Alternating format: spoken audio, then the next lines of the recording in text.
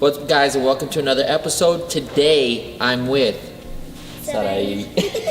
We're going to be going over some common errors that you guys do in your back handsprings or flip-flops, whatever you guys want to call it. It's really going to focus on more of the undercutting of the flip-flop and why it's so short and why sometimes you can bend your arms and roll onto your head. All right, so we're just going to go over kind of like a demonstration like we always do, but before I go into it, remember guys, if you guys have mats at home, stay away from trying to do any of this stuff that we're telling you at home. Save it for the gym and make sure that you're doing stuff with a coach too as well, all right? So we're gonna do a little demonstration to kind of see where we wanna look in the flip-flop so that you're kind of understanding a little bit more of where your coaches are and how they're trying to mold this whole thing, okay? So when we start the flip-flop, and guys, it's okay if it doesn't start like this, and it's okay if you don't have a back handspring like this, but what's really important is the end result and what you're trying to get towards. So every practice you keep trying to get better and better, okay? So typically when we do a flip-flop, go ahead and start it. We want to have a long, good reach, and we kind of push up a little higher. Close to handstand, so that way we're snapping out of it. Go ahead and stand up, all right? So that's typically what you're looking for. Go ahead and do it by yourself. Now this one's the push-up position. Go ahead, long snap. Good. And can you do it to where you stand up now?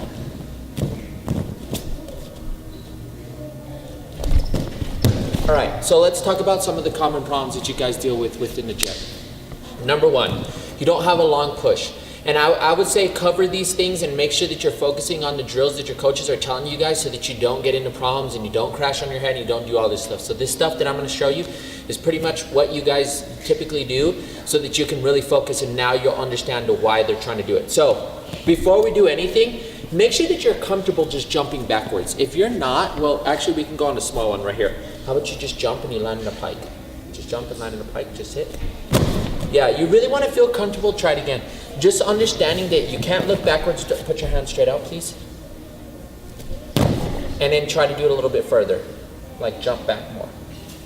You guys just really want to feel comfortable jumping backwards without turning your head, putting your hands down. And there's several ways to do this. Trust me, guys, there's more than one way to do one drill or anything like that. But what I want you guys to really understand is why these things are important and what we're trying to get out of them. So a little bit further. So in the flip-flop, you really want to feel like a pushback so that your flip-flop travels. Most times, go ahead. If your flip-flop is really short, go ahead. A lot of coaches call it, go ahead and throw a flip-flop. A lot of coaches call it undercutting, and they reach almost to where they're reaching where their feet are. And that's a hard thing to do because your back is really arched, your weight comes down, you start to bend your arms. All these problems happen from this particular. Why? Because when you start, what typically happens is when you start, go ahead and sit like you're going to throw it, and then start putting your head back.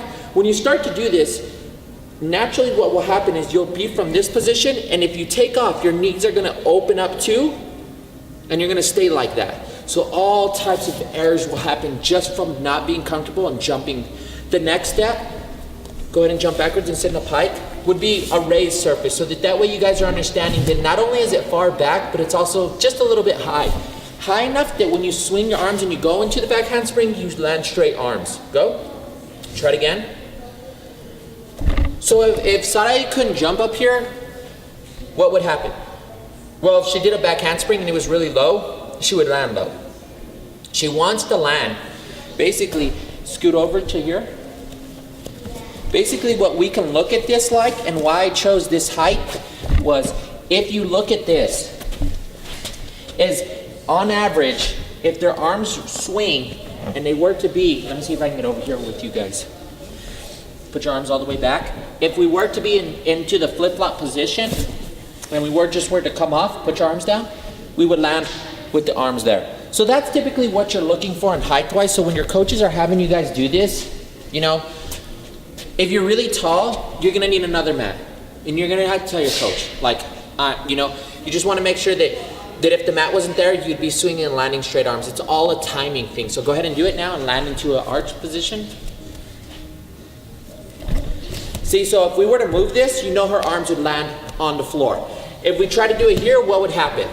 Right? She'd be really low, and if we moved the mat, she would go crashing on her head. So if you're gonna throw a low flip-flop, a low back handspring, you're probably gonna land like this. And you wanna get comfortable, scoot up with the two things. Number one, go ahead and try it again. The long push and the making sure that your arms are coming all the way back, okay? That's the easy stuff. The third thing I'm gonna talk to you guys about, the hip lift. Now without the hip lift, again, a lot of things can come into play where you don't make the flip-flop, you land on your head, all this type of stuff, the flip will not happen. And this is really, really important. And there's this is why, guys, now you're gonna understand why you need to condition your abs, why you need to do levers, why you need to do a lot of things, as for this particular right here.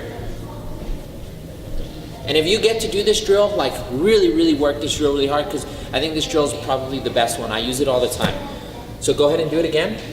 So watch Sarai's hips. She's gonna drive her hips into kind of like an arch, and she's gonna be there. So it all happens with this part right here.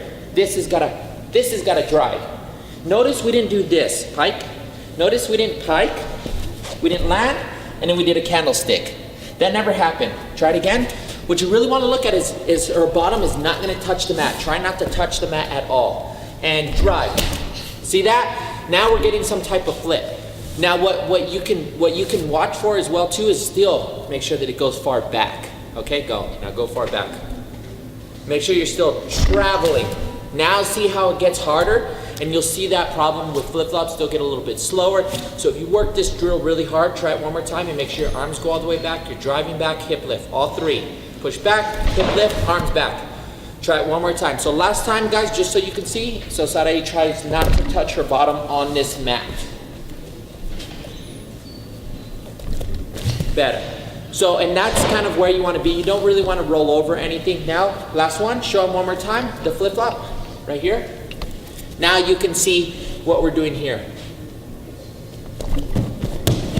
All the same stuff. So now you can see kind of where to piece it together. I hope this stuff helped you guys. Again, if you have any questions, just make sure you guys reach out.